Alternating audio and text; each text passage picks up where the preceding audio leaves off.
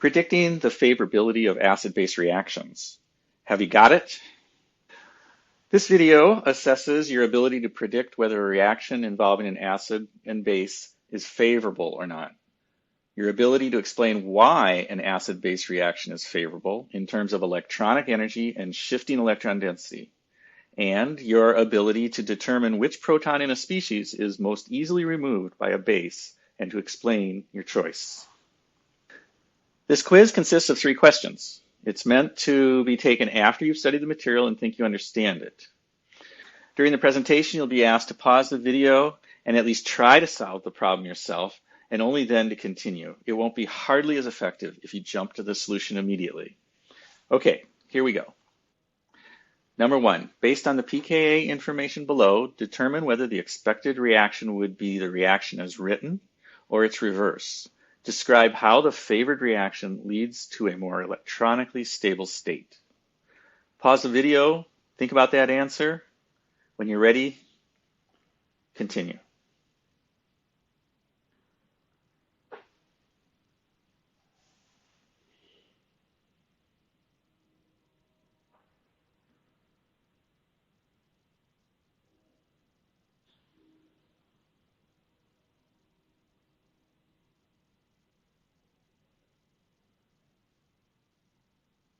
Okay, in an acid-base reaction, the stronger acid will give up its proton to the stronger base. And based on pKa, we see that the pKa of our alcohol is about 16, and our pKa of the ethyne is 25. Stronger acid being lower pKa, and this is in fact the way the reaction goes.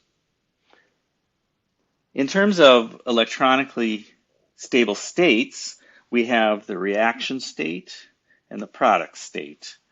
And the difference here is most easily seen in terms of the charge. The lone pair either being on carbon or being on oxygen. Oxygen is more electronegative than carbon. It's an atom that holds its electrons more tightly. And so the product state is actually the more stable state, as indicated in this equation. Number 2. In each case, without looking at a table of pKa values, determine the expected product for each of the following acid-base reactions involving the indicated H. Predict whether the reaction as written in each case would be favorable or unfavorable. Explain your reasoning by arguing why the favored side of the equation represents the more electronically stable state.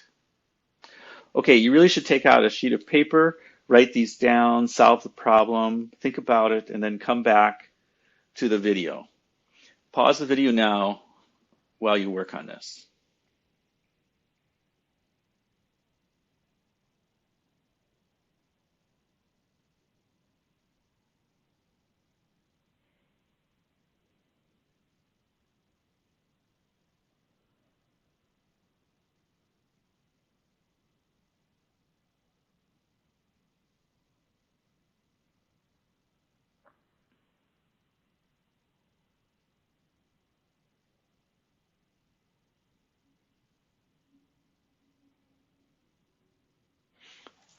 Okay, here we go. Let's write our products first.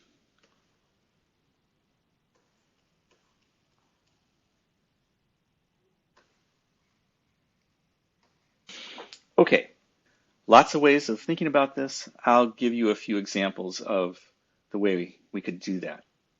Okay, the big change in the first place has to do with oxygen and nitrogen. We know that the electronegativity of oxygen is greater than the electronegativity of nitrogen. And so oxygen stabilizes its electrons. And so oxygen holds its electrons more tightly than nitrogen does. That means that the alcohol here is going to be more acidic than the amine over here. And that is what we want for a reaction. We want the stronger acid going to the weaker acid. To think about this another way, in the reactant side, we have a lone pair on nitrogen, and on the oxygen side, that minus charge is indicating we have an extra lone pair there on the oxygen. So the lone pair on oxygen is preferable to the lone pair on nitrogen. Basically, this is the weaker base, and this is the stronger base. Okay, in the second case, what have we got there? Well, in this case, it's all oxygen. There's no nitrogen involved. The difference is the environment around that oxygen. So in terms of acidity, if we look at this alcohol versus this carboxylic acid, big clue there, we call it a carboxylic acid. The carboxylic acid is the stronger acid because it has this extra double bond to oxygen, which is pulling the electrons. Remember, we could, in principle, write a resonance contributor for this that would put a positive formal charge on oxygen with the double bond and the minus charge on the other oxygen. And so that pulling of electron density away from that oxygen pulls the electron density toward the oxygen from this hydrogen and makes it easier to pull that hydrogen off. It's the stronger acid. So in this case, we've got the weaker acid on the left and the stronger acid on the right, and the reaction is actually going to go the other way. The explanation we give has to do with resonance stabilization. Okay, in the third case, we have two alcohols, one with an aromatic ring attached and one not. And as we recall from thinking about acid strength, that aromatic ring will act as a way of withdrawing electrons away from the oxygen into the system, making that hydrogen more easy to remove. So this is the stronger acid. And over here, this alcohol is the weaker acid. So again, this one is in the proper direction. Now, in terms of how we want to explain this, look at the base and the conjugate base here.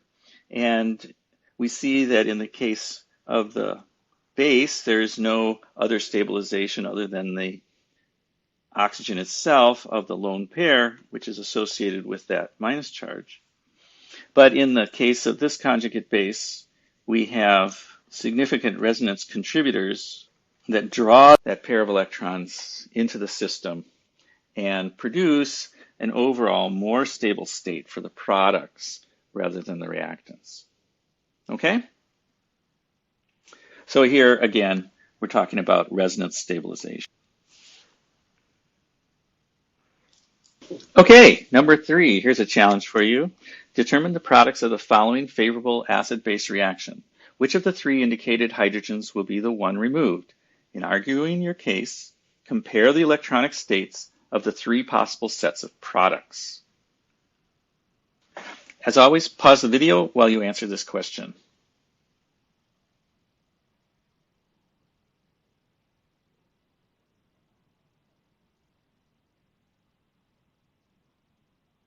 All right, here we go. First thing to do is to write out the possible products when we remove one or the other of these 3 indicated hydrogens.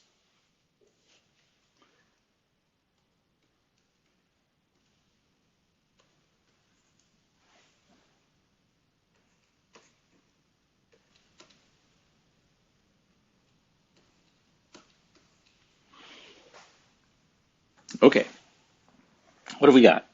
2 of these structures have the negative charge on oxygen on an aromatic ring, and the other one does not. Having the oxygen with the lone pair that's being represented by this minus charge on the aromatic ring, a more stable situation because that allows electron delocalization of that lone pair into the ring. So that's good. This first one is not going to be the most likely product. Okay, of these 2, the only difference is the orientation of that O- relative to the carbonyl group out here. So we have to think about which one of these would be better. And the argument we're going to make has to do with resonance. Resonance is a very strong effect. And what are we going to do? Well, we're going to draw some resonance contributors. And if you get some experience with this, you can see that the negative charge in your resonance contributors, I'm going to write the partial minus charges of the resonance hybrid rather than writing all the resonance contributors. And you know how that works. You have a partial minus charge near the oxygen, and then it skips a carbon and shows up here, skips a carbon, shows up here, skips a carbon, shows up here. How about on this first one? Well, this time it skips a carbon, shows up here, skips a carbon, shows up here, skips a carbon, shows up here. What do you see that would be different about these structures?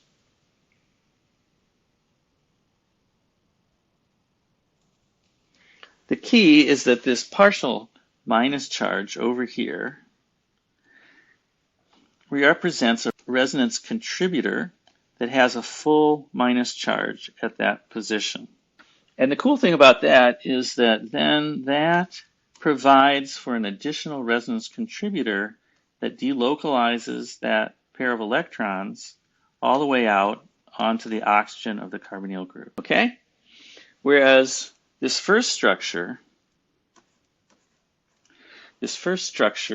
doesn't have that capability. If I wrote out all the resonance contributors, I would never have a minus charge on the key carbon, which is where the carbonyl group is joining. This tells me that there's better delocalization in the third structure I've written. And the product of the reaction is going to be the ion with the O minus across the ring from the carbonyl group, the third structure I've drawn. So there you go. Okay, so remember, typical acid-base reactions involve the simple transfer of a proton. The acid loses the proton, the base gains it. Nothing more than that. We write the letter H, but you want to think proton, P+. That's all that's happening. We can think of this as a relatively subtle change in electron density as that proton moves from one compound to the other. Remember, in predicting the direction of acid-base reactions, we focus on changes in electron density. The argument can be formulated two ways. We can focus on the strengths of the two acids involved, which acid exposes its proton more, or we can focus on the two bases. Which one is the weaker base? The one that can better stabilize a pair of electrons when the electron density shifts during the transfer. Essentially, in acid-base reactions, the stronger acid always reacts with the stronger base. So if you can think of it one way or the other way, I look at the acids, I can tell quickly that this one is the stronger acid, go for it. If you can think about the bases, and you can see that the minus charge is going to be on the oxygen instead of the nitrogen, and you know that's better because oxygen is more electronegative than nitrogen, go for it. You can solve these problems several different ways. When deciding which way an acid-base reaction will go, consider the electronic state of the two possible sets of products. Which state is more electronically stable? In many ways, this is an extension of what you've learned already about choosing the most significant resonance contributor. As you can see here, there's not that much different. In both cases, we would say the reason is that oxygen is more electronegative than nitrogen.